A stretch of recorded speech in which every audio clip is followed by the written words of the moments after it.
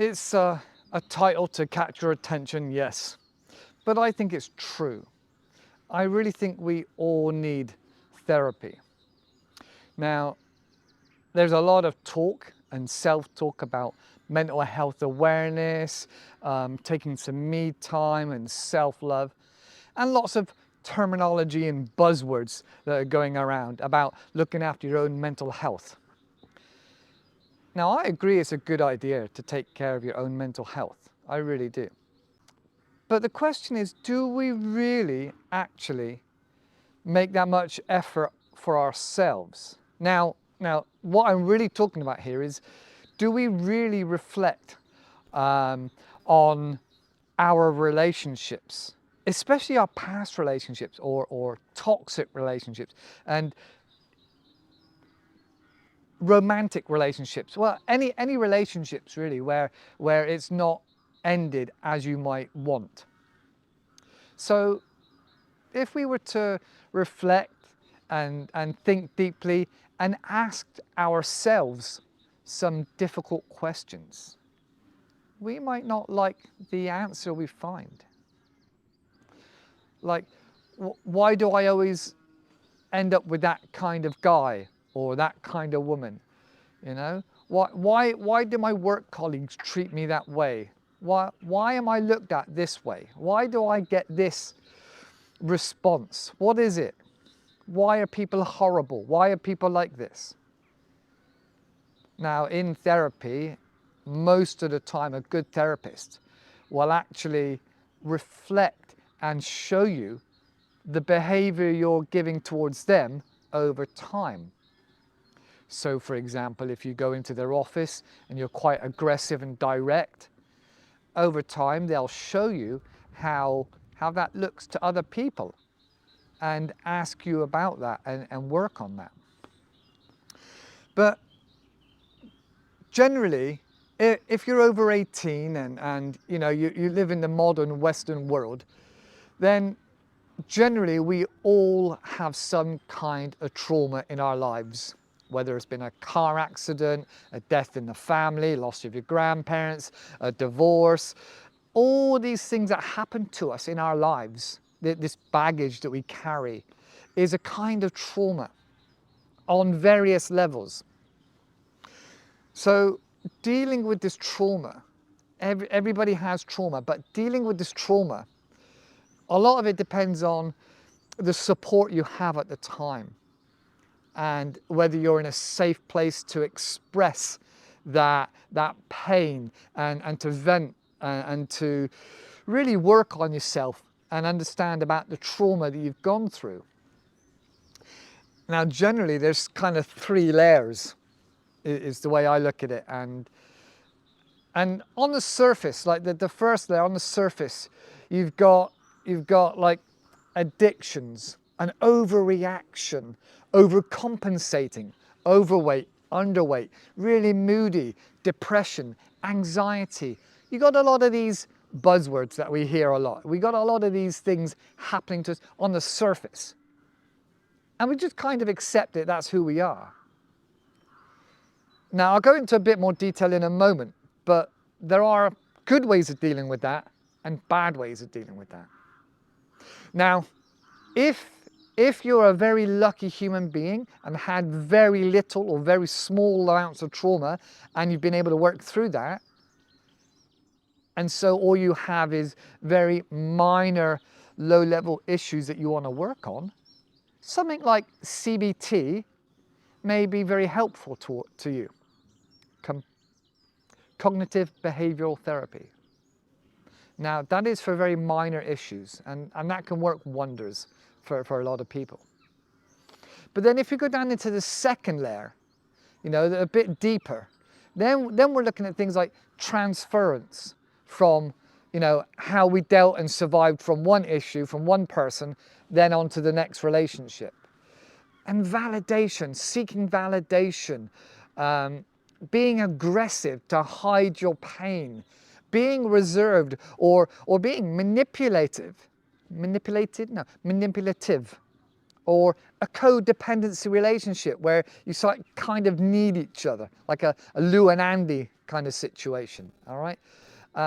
Those are really pretty serious situations that needs to be worked on, you know, that you need to either look at yourself or get professional help with.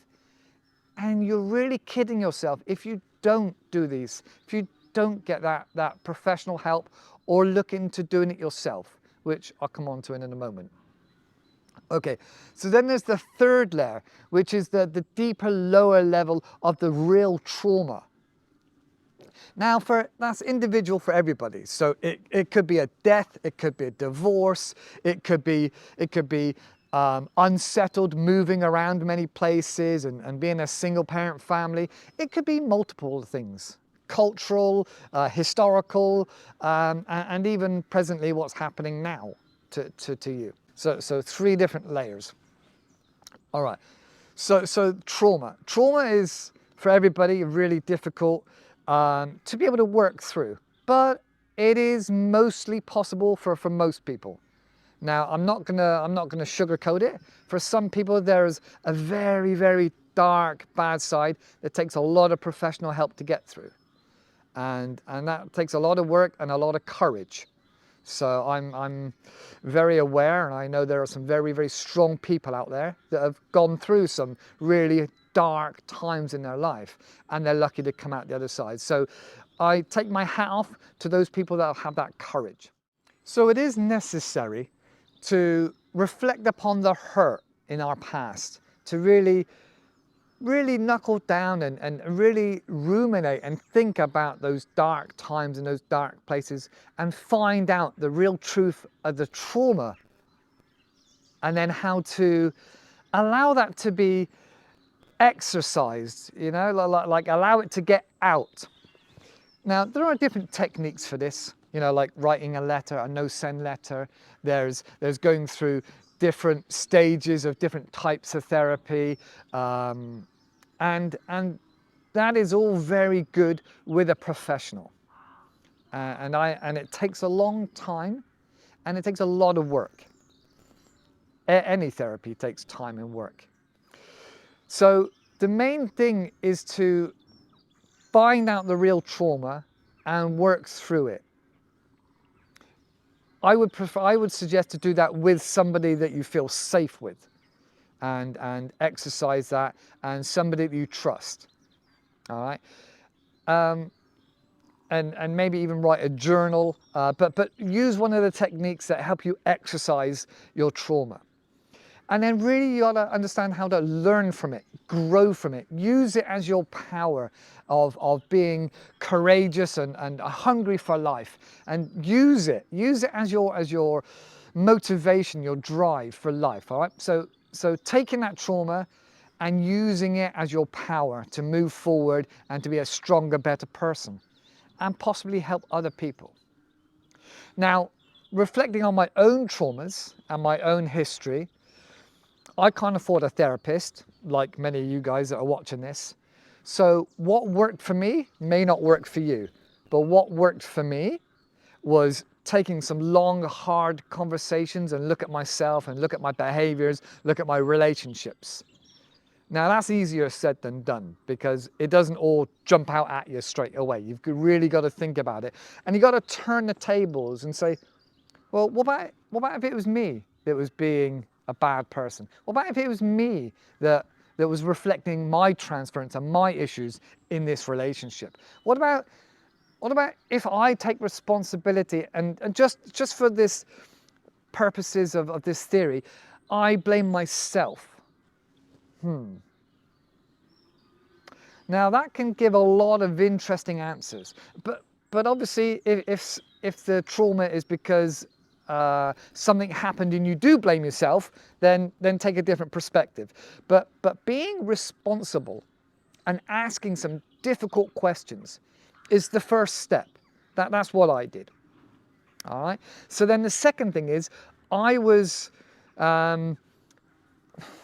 flexible and open-minded enough to seek out some books, because this was before the internet was really big. So I sought out a number of good books. One of the first books was Louise Hay, The Power Is Within You. Now, she's an American woman. I think she's a psychologist. She's very, very open and shows her vulnerability and talks about her history, which is very humbling and how to put it, authentic. You know, so you feel like this person knows what they're talking about. And so that book really helped me to start with. All right, Louise Hay, The Power is Within You. The second book that I read that really, again, took me to the next level was Feel the Fear and Do It Anyway by Susan Jeffers. Now, at this point, I was working in a prison, again, pre-internet. And I went through a lot of personal vulnerabilities and personal self-doubt and issues. And reading that book really gave me a step up and the confidence and like to take that layer off, that a layer of being scared, you know? And that really helped me move forward with my life and my decisions. So I'm really grateful for that book. Feel the Fear and Do It Anyway. Okay, Susan Jeffers. Another book that really, again, changed my perspective and helped me move forward with my relationships was Men Are From Mars and Women Are From Venus by John Gray. Now, this book is quite old now, but still very, very relevant. He's very interesting and put together very nicely to make it understandable, especially for me, because I'm not the smartest person. So to be able to read it or audiobook it now and digest some of the thoughts and the ideas and the perspectives that he shares really was eye-opening for me. All right, I've got a list of them, so I'm going to glance down. What else do I have? All right, now this book is amazing. It's, you know, people always go, oh, it changed my life, that changed my life. This book was really instrumental in showing me the power of counselling. I've never had counselling, but the power of counselling from this one book. And this book was to show me what counselling is about and how it works. And it's called Counselling for Toads. All right, I've just written here, Robert DeBoard, B-O-A-R-D, Robert DeBoard. And it's kind of loosely based on Wind in the Willows, using the characters and Toad as the main character. And it explains how the therapy works, why you need therapy, and how it's a good thing to help you grow and learn and reflect. So that, again, was a very, very eye-opening book. All right, what else have we got? So there's two or three more books, really. So The Subtle Art of Not Giving a F-U-C-K was also very good in allowing me to realize that, honestly, I often don't care what other people think. I care about what my close family think about me, and I take it with a pinch of salt, and I do what I want anyway, most of the time. So that book, again, was quite reassuring and quite good. The Subtle Art of Not Giving a. All right, I like that one a lot. I think that's Mark Manson, is it? All right, the last two books that really, really leveled me right up to the top there was The Gift of Therapy. Now, a person I was dating at the time put me on to counselling, and they went from an academic perspective, whilst I was going through more of a layman's perspective and picking up books that were recommended and seemed interesting and that had good reviews. And so this book, The Gift of Therapy, was the third book I read by this author. And this author was Dr. Irvine Yalom. Dr. Irvine Yalom, an amazing psychotherapist that's extremely honest and humble and authentic. That I really enjoy reading his books. It makes things really good. So Dr. Irvine Yalom, The Gift of Therapy. And then after that was, he does another book actually called something like Love's Executioner. That's a brilliant book as well. Love's Executioner, again by Dr. Irvine Yalom. really, really insightful. And he talks about therapy, you know, him being a therapist and his feelings about the patients and about some of the triangles that are going on. It's really clever. And it's into little chapters as well. So it makes it much more digestible and easier to read. So that was a great book. But The Gift of Therapy, and then the one after that I read was Staring at the Sun. Okay, so that's about facing death and find out who you are and giving you, I don't know, the reasons to value your life and to I don't know, embrace who you are. Right, so that was my book list, all right? Dr. Irvine Yalom, Susan Jeffries, Louise Hay, and Robert DeBoard. Those are the top books that I really would recommend. That really helped me do my own personal searching and my own personal growth. So those things were really, really insightful for me. As well as that, I also decided no longer to identify as a victim or identify as, well, I didn't have the best start in life, I didn't have this, I didn't have that. And I turned that around completely for me, which then, it made me responsible for one, but also gave me the freedom then to be who I want to be. So that, again, really, really helped.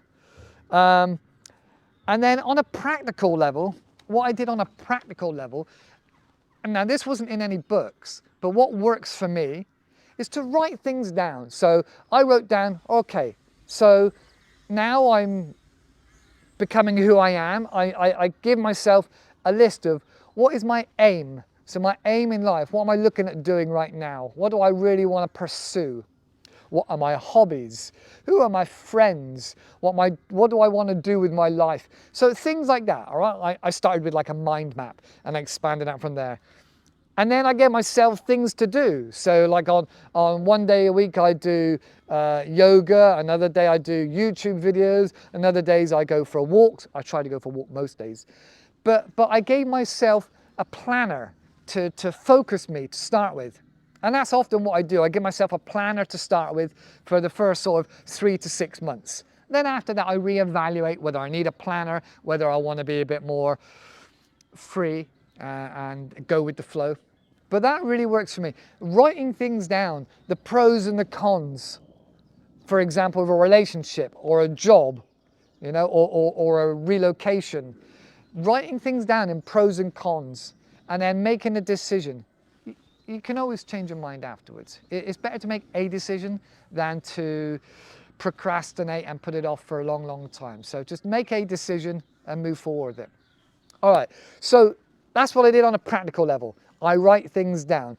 You can write in a journal, you can write yourself a to-do list, you can write yourself a planner, you can write yourself a no-send letter if you're still feeling frustrated and cross with somebody. There's lots of things you can do, and I write them down and it gets out of my head and on paper. And once it's on paper, then you are actually doing something about it and you can take further steps, further actions. So it goes from my head to the paper, and then it goes to a to-do list, and then I tick it off. And that really alleviates a lot of pressure in my head. And that helps me stay focused and stay positive and know that I'm going somewhere and gives me value. So that's what I do on the practical level. Keep reading books, keep being happy. I look for positive things, like positive news on the internet or happy things that are going on in life, random acts of kindness. Be generous, helping people. Stuff that I've said before in the other videos. All right, so giving some service to your community. Again, that elevates you up. It gives you, instead of getting the dopamine, you get the serotonin or any of the other happy, helpful chemicals within your body to make you feel more positive and grow and be a good person. Okay, so that's it for now. I'll see you in the next one. Bye.